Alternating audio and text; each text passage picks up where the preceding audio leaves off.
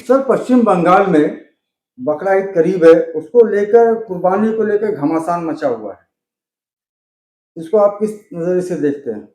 अभी वहाँ पे बीजेपी की सरकार है। देखिए, इसको कोई घमासान नहीं है।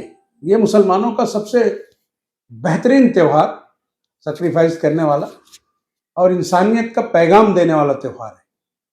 अब अगर सरकार की नीयत और उसकी मंशा साफ हो तो बंगाल में कुछ नहीं है, क्योंकि वो सरकार बनने से पहले वहाँ के जो मुख्यमंत्री अभी बने हैं, माननीय शुभेंद्र अधिकारी जी, उन्होंने ये कहा था कि हम सरकार बनने के बाद मुसलमानों को गाय की कुर्बानी नहीं करने देंगे।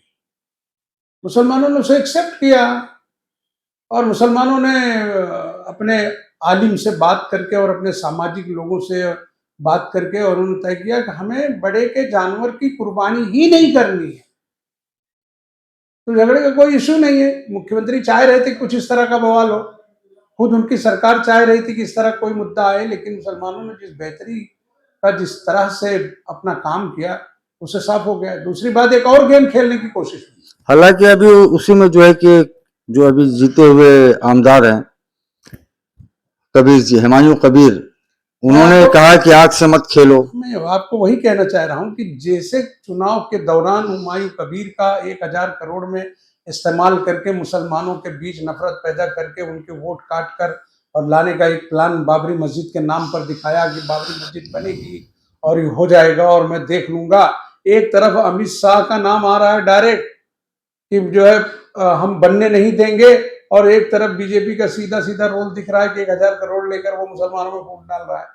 अब जब देखा कि ये चाल उनकी सक्सेस नहीं हुई, जो मैंने अभी आपको बताया, और वहां के मुफ्तियान का फतवा आ गया, तो अब उसी मुस्लिम लीडर को जो बीजेपी के इशारे पर खेल कर रहा है, उसी के नाम पर उसका एक बयान दिलवाया गया। यह बयान आया है कि हम जो है, जैसे हमेशा बैल की गाय की कुर्बानी होती थी, हम देखेंगे कौन रोक लेगा। जब कोई मुसलमान कुर्बानी करने को तैयार नहीं है तो आप किसको देख लेंगे, किससे बात कर रहे हैं आप? इसका मतलब कि ये साजिश थी और ये धोखे से जो है वहां का माहौल खराब करने की कोशिश है, और उसकी आड़ में जो उनको फायदा होता है वो करने की कोशिश है। तो मैं ये समझता हूं कि मुसलमानों ने जिस बेहतरी का परिचय दिया, और उसके अलावा एक बड़ी घटना जो 3 दिन में हुई है कि जमीयत उलमाए हिंद, जो मुल्क की मुसलमानों की सबसे बड़ी जमात है, उसके सरबराह हजरत मौलाना अरशद मदनी साहब ने साफ तौर केंद्र की सरकार को, राज्य की सरकार को लिख कर भेज दिया और टीवी इंटरव्यू में कह दिया कि भैया आप इसे राष्ट्रीय पशु घोषित करिए गौ माता को, और इससे जो है इसका संरक्षण भी होगा और सम्मान भी बढ़ेगा। सर, तो क्या वजह है कि नहीं किया जा रहा, जब हिंदू मुस्लिम और सभी धर्म गुरु जो है इस बात को लेकर बार बार कह रहे हैं कि गाय को जो है राष्ट्रीय पशु घोषित किया जाए? तो आखिर जो सरकार जो सत्ता में बैठी हुई है, जो जो बहुत विरोध करती है कि मुसलमान गाय को काट रहे हैं, इसके लिए जगह जगह फसाद भी हो गए हैं, लोगों की जानें भी गई है, तो क्या वजह, क्यों नहीं कर रही है बीजेपी? देखिए, सीधी सी साफ वजह कि चुनाव से पहले 400 करोड़ का चंदा जिन कंपनियों से बीजेपी ने वसीले, वो कंपनियां गोश्त का एक्सपोर्ट करती हैं फॉरेन कंट्रीज में, तो उससे एक तो चंदा चाहिए। दूसरी चीज, इसी के आड़ में मॉब लीचिंग, इसी की आड़ में लोगों को सताना, इसी के आड़ में नफरत का माहौल पैदा करने का काम बजरंग दल, आरएसएस, विश्व हिंदू परिषद, दुर्गा वाहिनी, इनके लोग करते हैं। और ये एक मुखौटा है कि हम गौ रक्षक हैं, लेकिन जब सारी गायों की गारंटी मुसलमान देने को तैयार है कि हम जो है, हमारे यहाँ इस तरह की ना कुर्बानी होगी ना हम खाते हैं, हमारे नबी से भी उन्होंने जोड़ा मुसलमानों ने कि भाई हमें तो ये कहा गया कि उसका दूध जो है वो अमृत है, वो पीजिए, लेकिन उसका गोश्त खाना मना है क्योंकि उसमें बीमारियां हैं। तो मुसलमान तो इस देश में चाहते ही नहीं कि इस तरह की कोई नफरत पैदा हो। ये तो आरएसएस बीजेपी के लोग चाहते हैं कि गाय के नाम पर ऐसी नफरत पैदा करें, ऐसी नफरत पैदा करें कि उसके एवज में वो लोगों की मॉब लिंचिंग करें, समाज को के अंदर डिस्ट्रॉय पैदा करें, लोगों को हैरान करें। अभी तो इतना बड़ा मौका है ना केंद्र की सरकार को केंद्र में सरकार उनकी है, बंगाल में सरकार उनकी है, यूपी में सरकार उनकी है, मध्य प्रदेश में उनकी है।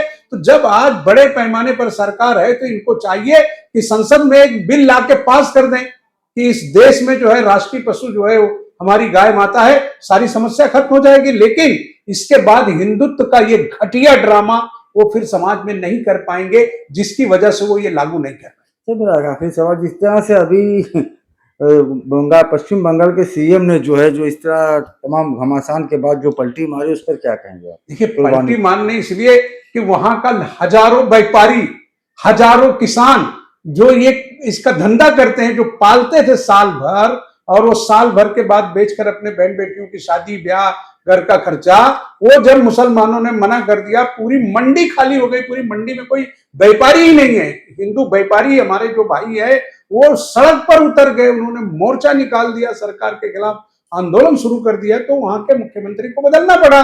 और उसी तरह से हिमंता बिस्व शर्मा का भी इंटरव्यू आपने चुनाव के बाद आपने देखा, उसने कहा हमने कब मना किया है खाने के लिए, लोग अपने घरों में खाएं, सर्वे ना खाएं। तो जो ये तो एक ड्रामा है। मैं कह रहा हूं ना कि ये हिंदुत्व के पुजारी नहीं है। जो रियल हिंदुत्व भारत का है उसमें हर आदमी धर्म का सम्मान करता है, चाहे देश का मुसलमान हो, क्रिश्चियन हो, कोई भी हो। लेकिन ये जो लोग ड्रामा कर रहे हैं ये हिंदुत्व के सही अलमबरदार नहीं है। ये हिंदुत्व को तबाह कर रहे हैं, डिस्ट्रॉय कर रहे हैं, मंदिरों को तोड़ रहे हैं, लोगों के बीच नफरत पैदा कर रहे हैं। भारत की जो संस्कृति है 5000 साल की, जो हिंदुत्व का सबसे बेहतरीन उदाहरण रहे हैं इस देश में, कि गंगा का पानी लाखों हेक्टेयर जमीनों पर बहता है। कभी उसने नहीं कहा कि मुसलमानों के खेत में जाएगा तो उसमें पकने वाला अनाज जो है वो खाने लायक नहीं होगा। हर आदमी खा रहा है, हर आदमी फसलें पैदा कर रहा है। हम इलाहाबाद से आते हैं, प्रयाग से आते हैं, बनारस से लेकर दूर तक चले जाइए, जितनी खेती हो रही सब गंगा के पानी से हो रही है।